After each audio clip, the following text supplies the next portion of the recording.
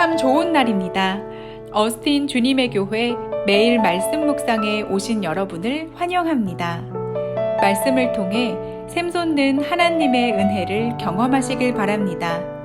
오늘은 어제보다 더 행복한 하루가 될 것입니다. 안녕하세요 성도 여러분. 12월 21일 화요일 말씀 묵상 시작하도록 하겠습니다. 오늘 묵상할 말씀은 욥기서 38장 1절에서 7절 말씀입니다. 1절에서 7절 말씀입니다. 다 함께 읽겠습니다. 그때 여호와께서 폭풍우 가운데에서 욥에게 말씀하여 이르시되 무지한 말로 생각을 어둡게 하는 자가 누구냐? 너는 대장부처럼 허리를 묶고 내가 내게 묻는 것을 대답할지니라. 내가 땅에 기초를 놓을 때 내가 어디 있었느냐? 내가 깨달아 알았거든 말할지니라. 누가 그것의 도량법을 정하였는지 누가 그 줄을 그것을 위에 띄웠는지 내가 아느냐? 그것의 주추는 무엇 위에 세웠으며 그 모퉁이 돌을 누가 놓았느냐? 그때에 새벽별들이 기뻐 노래하며 하나님의 아들들이 다 기뻐 소리를 질렀느니라. 아멘.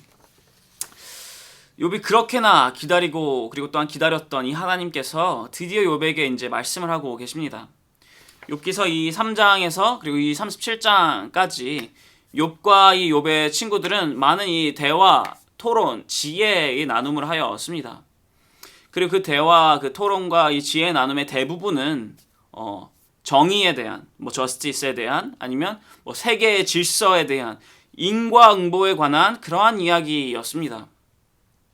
욥의 친구들인 이 엘리바스, 빌닷 그리고 소발은 정의로움에 대해서 이렇게 이야기를 하였습니다. 하나님께서는 정의로우신 분이시다. 그렇게 하나님께서는 정의로우시기 때문에 악인을 보면 참지 않으신다.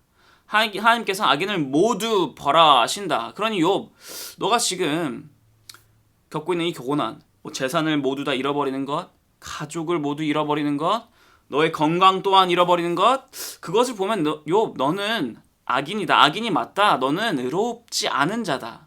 그러니 욥, 너는 회개를 해야 한다. 그래야지만 너가 다시 이 세상적으로 하나님께 복을 받을 것이다. 부유하게 될 것이다. 라고 말하면서 욥의 친구들은 정의는 이것이다. 라고 정의하고 이제 규정을 짓고 있습니다. 엘리후 또한 크게 다르지는 않았습니다. 엘리후는 말합니다. 하나님께서는 공의로우시고 정의로우신 분이시다. 오직 하나님께서만이 의로우신 분이시다. 그러니 욥, 너가 지금 너 자신을 보면서 너가 지금 나는 죄를 짓지 않은 자 그리고 나는 의로운 자다라고 말하는 것, 그것은 틀렸다.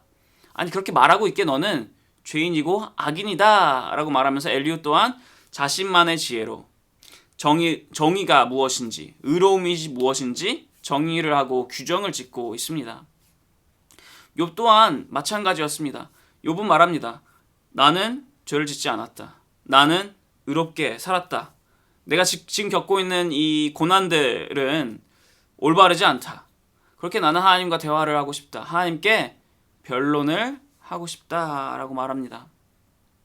이렇듯 욥도 그리고 욥의 모든 친구들도 각자 자신이 생각하는 자신의 지혜가 허락하는 대로 정의가 무엇이다 하며 주장을 하고 토론을 하고 있습니다. 그리고 그러한 욥과 욥의 친구들 앞에 하나님께서 이 폭풍우의 모습으로 나타나십니다. 그리고 욥에게 말씀을 하기 시작하십니다. 본문 1절 그리고 2절입니다. 읽겠습니다. 그때에 여호와께서 폭풍우 가운데서 욥에게 말씀하여 이르시되 무지한 말로 생각을 어둡게 하는 자가 누구냐? 하나님께서 말씀을 하십니다. 무지한 말로 생각을 어둡게 하는 자가 누구냐? 옛 고사성어에 이 삼인성호라는 고사성어가 있습니다. 무슨 뜻이냐면 이 세 사람만 우기면 없던 호랑이도 만들어낸다라는 뜻입니다. 그만큼 사람은 쉽게 속습니다. 사람은 전지하지 않기 때문에 아는 것보다 모르는 것이 더 많을 수밖에 없습니다. 그런데 이 욥과 이 욥의 친구들은 자신의 지혜를 뽐내면서 각자 자신이 생각하는 정의로움에 대해서 이야기를 하고 자신이 생각하는 세상의 질서에 대해서 이야기를 하고 자신들의 뜻을 관철하기 위해서 인과응보에 대해서 이야기를 하면서 내가 옳다라고 하며 주장을 하고 있습니다. 그러한 욥과 이 욥의 친구들에게 하나님께서는 무지한 말로 생각을, 즉 참된 지혜를 어둡게 하고 있다라고 말씀하시며 이제 책망을 하십니다. 그리고 말씀하십니다. 3절입니다. 너는 대장부처럼 허리를 묶고 내가 내게 묻는 것을 대답할지니라. 욥은 지금까지 계속해서 하나님과 대화하고 싶어 하였습니다. 하나님께 변론을 하고 싶어 하였습니다. 질문을 하고 싶어 하였습니다. 주님, 내가 왜 고난을 겪어야 합니까? 내가 무슨 잘못을 했습니까? 내가 지금 현재 겪고 있는 이 불공평함을 내가 왜 겪어야 합니까? 라고 말하며 질문하고 자신이 당한 일들에 대해서 그 이유에 대해서 정확히 알고 싶어 하였습니다. 그런 욥에게 하나님께서 말씀을 하십니다. 그런데 하나님께서는 답안지와 같이 그냥 답을 바로 주시지가 않습니다. 오히려 욥에게 답이 아닌 질문을 하십니다. 4절에서 그리고 6절까지입니다. 4절, 5절, 6절입니다. 제가 읽겠습니다. 내가 땅에 기초를 놓을 때 내가 어디 있었느냐? 내가 깨달아 알았거든 말할지니라. 누가 그것의 도량법을 정하였는지, 누가 그 줄을 그것 위에 띄웠는지 내가 아느냐? 그것의 주추는 무엇 위에 세웠으며 그 모퉁이 돌은 누가 놓았느냐? 하나님께서는 욥에게 이 창조에 대한 질문을 이 건물을 짓는 과정에서 빗대어서 이렇게 질문을 하고 계십니다. 하나님께서 말씀하시는 것은 이것입니다.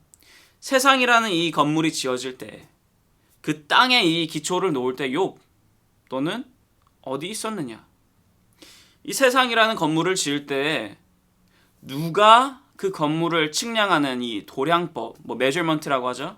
도량법을 정했는지, 누가 측량을 하였는지 욥, 너는 알고 있느냐?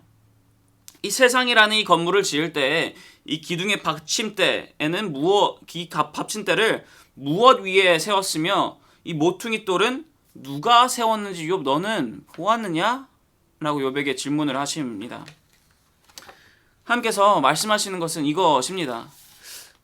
욥, 너가 창조에 대해서 알고 있는 것이 무엇이냐?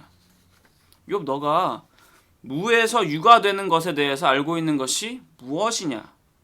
욥, 너가 세상의 지혜에 대해서 세상의 질서에 대해서 정확히 알고 있는 것이 무엇이냐? 섭리에 대해서 알고 있는 것이 무엇이냐? 너가 말하는 지금 이 정의는, 의로움은 과연 참된 정의이냐? 의로운 것이냐? 라고 물어보시는 것입니다. 욥은 의로운 자가 맞습니다. 의로운 행동을 했기 때문이 아니라, 욥 자기 자신이 의롭다 칭했기 때문이 아니라, 욥기서 1장과 2장에서 하나님께서 욥을 보시고 욥이 의로운 자다라고 말하셨기 때문에 그렇게 욥은 의로운 자였습니다. 하지만 이 고난이 닥친 후 욥은 하나님께 불평을 하기 시작을 합니다. 그리고 하나님께 계속해서 변론을 하기를 원합니다. 변론을 하기를 원한다는 것은 내가 현재 겪고 있는 일이 부당하다라는 의미를 내포하고 있습니다. 아니, 나는 죄를 짓지를 않았는데, 아니, 나는 의로운 자인데, 내가 지금 겪고 있는 이 고난들, 이 모든 것들은 다 부당한 일인데 내가 왜 이런 고난을 겪어야 하나요? 바꿔주세요 라고 말하기를 원했던 것입니다. 욥이 하나님과 대화하기 원했던 이유는 하나님의 뜻을 받아들이기 위해서가 아니라 자신의 뜻을 하나님께 관철시키기 위해서였습니다. 자신이 옳다는 것을 증명하고 자신의 뜻을 이루기 위해서였습니다. 하나님께서는 하나님의 자녀된 우리가 하나님께 기도하기를 원하십니다. 우리의 솔직한 마음과 생각을 하나님께 온전히 다 고백하기를 원하십니다. 하지만 그렇다고 우리가 하나님께 주세요라는 기도를 하라는 것은 절대 아닙니다. 내 안에 이미 내가 옳다고 생각하는 이 답안지를 다 작성을 해놓고서 주님께 이 답안지대로 이루어주세요라는 결제의 기도를 하라는 것이 절대 아닙니다. 하나님께서는 우리가 하나님께 우리의 솔직한 마음과 생각과 그 모든 것을 다 고백을 하고 그 가운데 우리가 작성한 답이 아니라 하나님께서 주시는 답에 순종하는 기도를 하기를 원하십니다. 그리고 이러한 기도는 우리가 본을 받아야 마땅한 그 예수님께서 우리에게 이미 본을 보이셨습니다.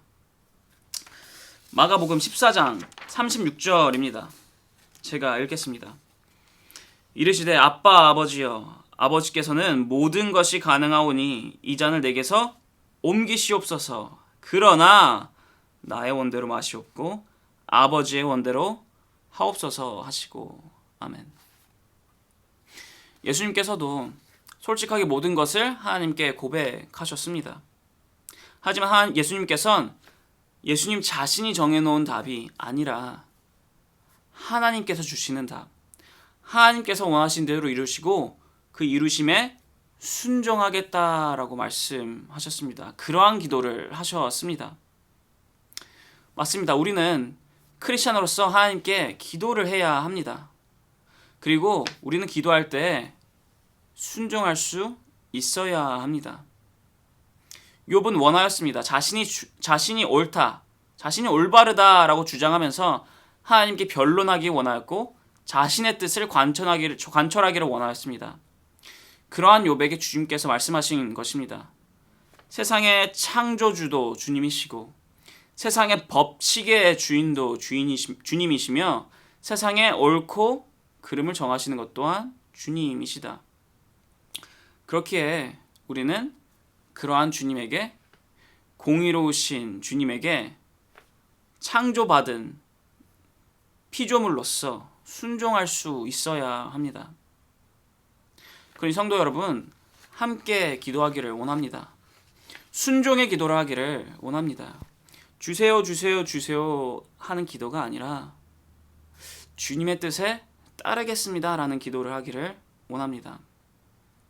그리고 우리가 이 순종의 기도를 하며 나아갈 때 주님께서는 우리를 바라보시며 기뻐하실 것이고 우리를 참된 기쁨으로 인도해 주실 것입니다. 순종의 기도를 통해 기쁨으로 나아가는 그런 모든 주님의 교회 성도분 되시기를 축원합니다. 기도하겠습니다. 하나님 아버지 감사드립니다. 오늘 주님께서 주신 이 말씀을 통해 저희들이 다시 한 번 더 주님께서 창조주이심을 기억합니다. 주님, 저희들의 창조주 되신 주님, 저희들이 기도합니다. 고백합니다. 저희들의 모든 생각과 모든 뜻과 모든 마음을 주님께 고백합니다. 하지만 주님, 욥과 같이 나 자신의 뜻을 관철하기 위한 기도가 아니라 주님의 뜻을 구하는, 주님께 순종하는, 예수님께서 보이신 것처럼 주님께, 나의 창조주 되신 주님께 순종하는 기도를 드리기 원합니다. 주님, 그러한 순종의 기도로 나아가겠습니다. 주님, 결단하겠습니다. 저희들 순종할 수 있도록 허락하여 주시며 함께하여 주시옵소서. 이 모든 말씀 사랑하는 예수 그리스도의 이름으로 기도드렸사옵나이다. 아멘. 화요일 기도 제목으로 함께 기도하기를 바랍니다. 첫 번째로 온라인 예배와 모임들을 위해서 기도해 주시기를 바랍니다. 온라인으로 모이지만 그 예배와 모임 가운데 동일한 하나님의 은혜가 있도록 기도해 주시기를 바랍니다.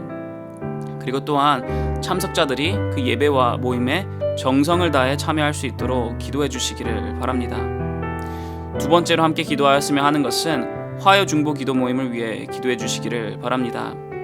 이 화요 중보 기도 모임이 성령 충만한 기도 모임이 될 수 있도록, 그리고 또한 이 화요 중보 기도 모임이 교회의 영적 동력이 될 수 있도록 기도해 주시기를 바랍니다. 세 번째로 기도하였으며 하는 것은 선교사님들을 위해 기도해 주시기를 바랍니다. C국의 임동화 선교사님, 필리핀의 오정윤 선교사님, 러시아의 김성종 선교사님을 위해서, 그분들의 사역을 위해서, 그분들의 삶을 위해서, 그분들의 모든 것을 위해서 함께 기도하였으며 합니다. 기도하겠습니다.